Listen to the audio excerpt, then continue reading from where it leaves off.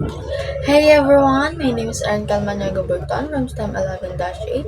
Today's speaker's topic is Ang arithmetic sequence arithmetic and sequence series. po ay set ng numbers na kung saan ang bawat number ay may common difference. Katulad na lamang po ng ating first example sa ating video is yung 2 per 68. Kunin po natin yung common difference niya. Ang common difference po niya is yung 2 dahil kapag sinubtract po natin yan, ang kalabasan po niyan lahat is 2.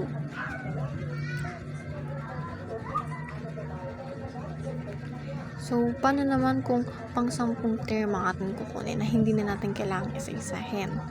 So, ganito ang ating gagawin.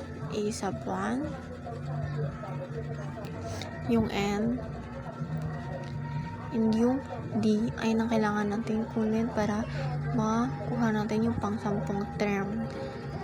So, yan yung formula na gagamitin. Then, ang first term is yung 2, E sub 1, and yung 10 natin is yung pang 10 term na kukunin natin. And yung common difference is yung 2.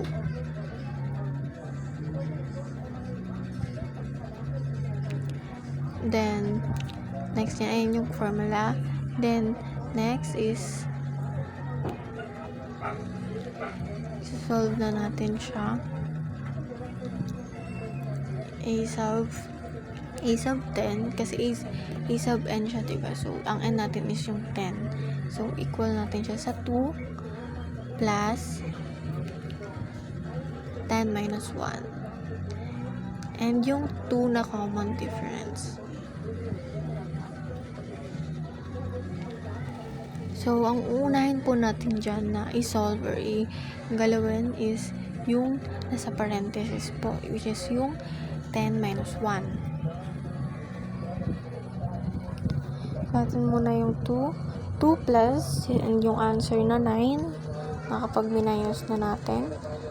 And yung last naman po is yung common difference. So, yan. Ang next natin yan, yung 9 and 2 naman po. Yung common difference and yung 9 na naging sagot sa 10 minus 1.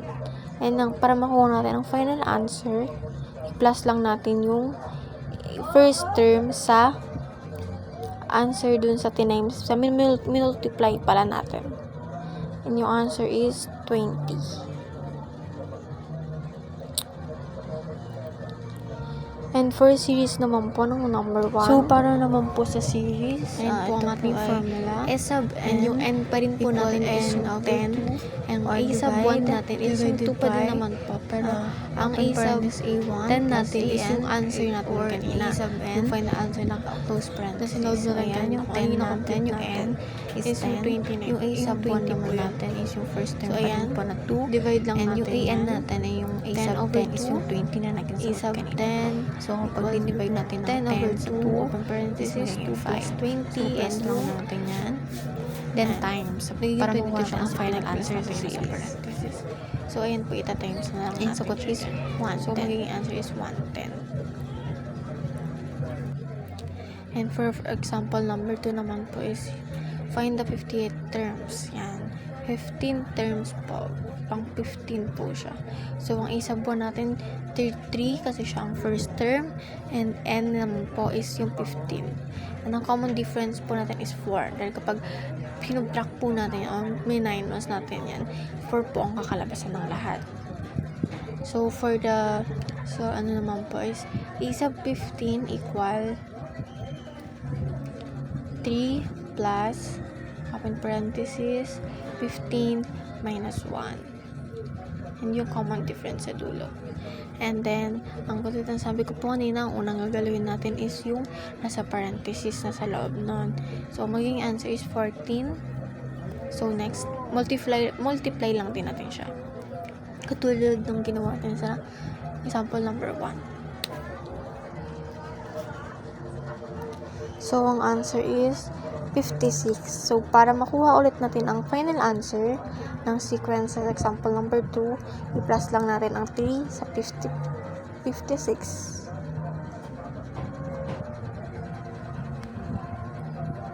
ang answer natin is 59. And for the series naman po ng example number 2, ang n natin pa din is 15, a sub 1 is 3, and yung a sub 15 is yung 59 na po. So, katulad din kanina, i-divide, ipagpa-plus, tsaka ita-times, i-multiply natin, ganun lang. So, ayan. Ang answer is yung 62. So guys, paano naman po kapag ganito?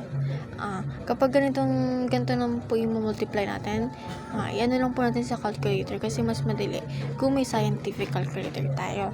So ganyan, 62 times 15 over 2, ang magiging answer is 465. And for number 3 naman po, what is the 90th term of the arithmetic sequence? 90. So, ang a sub n natin or ang n natin is 90. Ayan ang formula. Sulat lang natin para hindi natin makalimutan kung paano natin siya ilalagay. A sub 1 and yung common difference. Yan, kapag isinubtract naman natin yan, same lang din yan ng kakalabasan. So, dapat ganun po. Ang common difference natin is yung negative 5.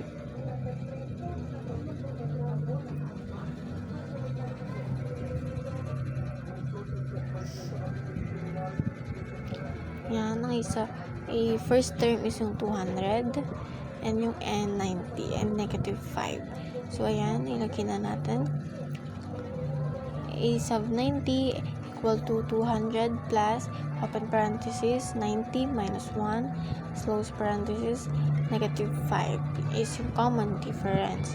So, ayan, unang gagawin yung nasa parenthesis, then yung common difference naman ang next.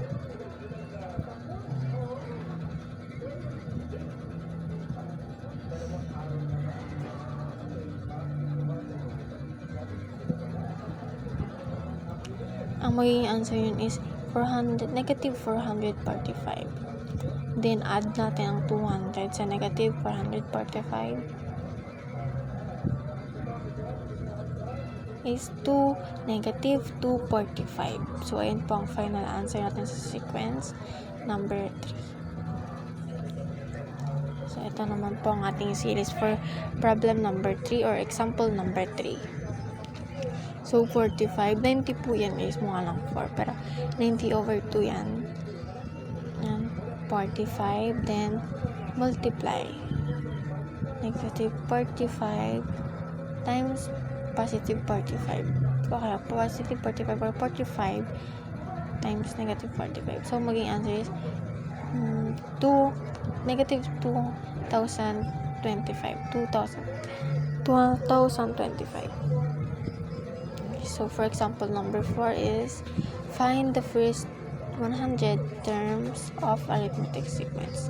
So, ang a sub 1 natin is 4, and yung n is 100, and the common difference is 7. And a sub 100 equal 4 plus, open parenthesis, 100 minus 1, and close parenthesis is yung common difference is yung 7.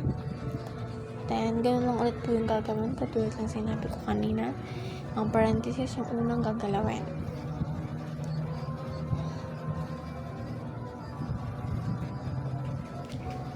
Mas maganda kung may sarili kayong scientific calculator para hindi kayo nahihirapang mag-solve or hindi na kailangan magmano-mano.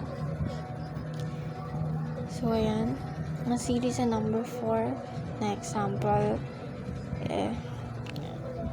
50, 701 times natin yan, multiply.